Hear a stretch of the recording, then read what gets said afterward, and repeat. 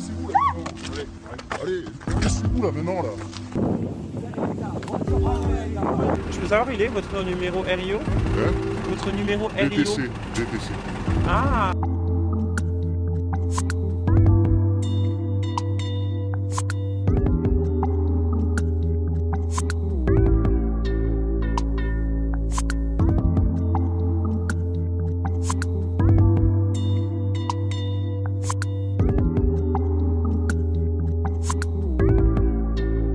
Tout d'abord, il faut vraiment repartir du sort de la situation des personnes migrantes et réfugiées, puisque le sort des défenseurs de ces personnes est lié à la situation de ces personnes. Donc, ce rapport, qui s'intitule « La solidarité prise pour cible », montre comment les personnes qui défendent les droits des personnes migrantes et réfugiées à Calais et à Grande-Synthe, qui est une ville près de Dunkerque, sont pris pour cible par la police, par la justice, par les autorités et sont empêchés de faire leur travail de défense des droits des personnes migrantes et réfugiées dans la région. On a beaucoup entendu parler dans les médias de la fin de la jungle, on a vu ces images très très fortes qui montraient la destruction de ce camp informel qui au moment de la fermeture rassemblait environ 6500 personnes encore. Et ensuite on n'en a plus entendu parler après. Mais de fait, dans les mois qui ont suivi, on l'a vu sur l'année 2017 et 2018, des centaines de migrants ont continué d'arriver. Aujourd'hui on dénombre entre Calais et Grande-Synthe environ 1200 personnes exilées, donc soit des personnes migrantes, des personnes réfugiées ou demandeuses d'asile, qui sont là et qui sont en attente et qui sont donc dans des conditions extrêmement difficiles. Ce qui s'est passé donc, c'est qu'effectivement les autorités françaises, notamment à Calais plus précisément, ont décidé d'une politique de 0 point de fixation. Donc ça s'est traduit par exemple concrètement en mars 2017 par 2 arrêtés municipaux qui ont été pris par la maire de Calais qui interdisaient les distributions de repas.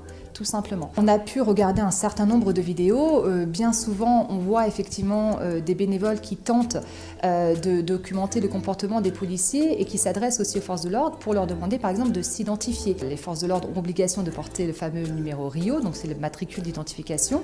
On peut voir sur certaines vidéos que les policiers par exemple cachent leur numéro d'immatriculation. Monsieur, est-ce que vous avez un RIO? Bonjour. Bonjour. Vous n'avez pas de RIO? Si. Je peux le voir? Non. Ok, normalement c'est de l'ordre de le porter. Okay. Est-ce que vous avez un RIO? Monsieur, est-ce que vous avez un RIO? Pas de RIO non plus. Et vous, monsieur, vous n'avez pas un RIO?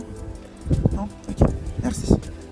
Ou alors vont sortir leur propre téléphone personnel pour filmer ou prendre des photos des bénévoles ou du personnel associatif, vont empêcher la distribution de repas. Dans certains cas, il y a même un recours à la violence où des bénévoles ont été poussés à terre, ont été agressés verbalement, physiquement. On retrouve aussi évidemment tout ce qui est menace de poursuite judiciaire, voire persécution judiciaire. Dans le rapport, on documente plusieurs cas de bénévoles associatifs qui sont poursuivis judiciairement sur des bases tout à fait infondées. Tom Swiatkowski est un activiste britannique qui a rejoint des équipes de bénévoles à Calais et donc il observait effectivement une distribution de repas avec d'autres bénévoles et il a été témoin de violences de la part de policiers vis-à-vis de bénévoles qui distribuaient des repas. Un autre policier est arrivé et a poussé Tom, qui a basculé par-dessus une glissière de sécurité qui séparait le bas-côté de la route.